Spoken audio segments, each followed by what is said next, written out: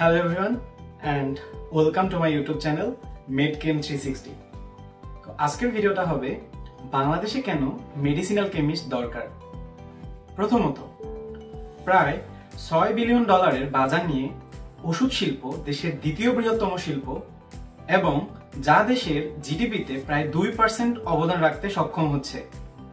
বোঝাই যাচ্ছে ওষুধ শিল্প খুবই ক্রমবর্ধনশীল এবং দেশের অর্থনীতিতে অনেক বড় অবদান রাখতেছে।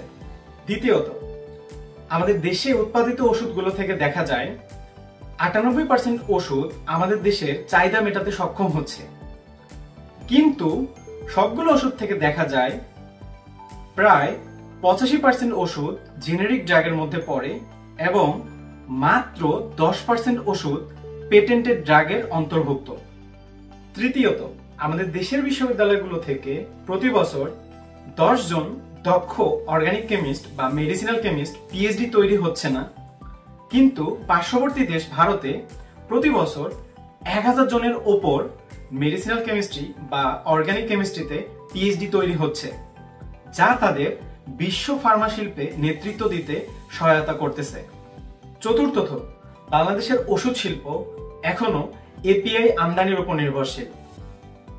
বাংলাদেশের ওষুধ কোম্পানিগুলোকে প্রায় 90% এপিআই আমদানি করতে হয়, যার অধিকাংশই আসে ভারত ও চীন থেকে। যদিও স্থানীয়ভাবে এপিআই উৎপাদনের কাজ শুরু হয়েছে। ওষুধ শিল্পের উপর স্বয়ংসম্পূর্ণতা অর্জন করতে হলে বাংলাদেশে দক্ষ অ্যানালিটিক্যাল কেমিস্ট, মেডিসিনাল কেমিস্ট ও কেমিক্যাল ইঞ্জিনিয়ার দরকার রয়েছে।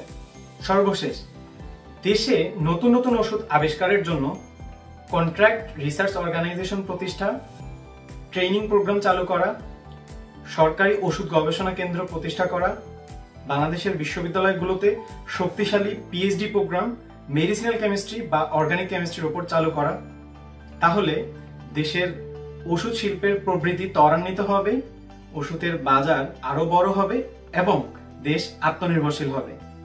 সবাইকে ধন্যবাদ।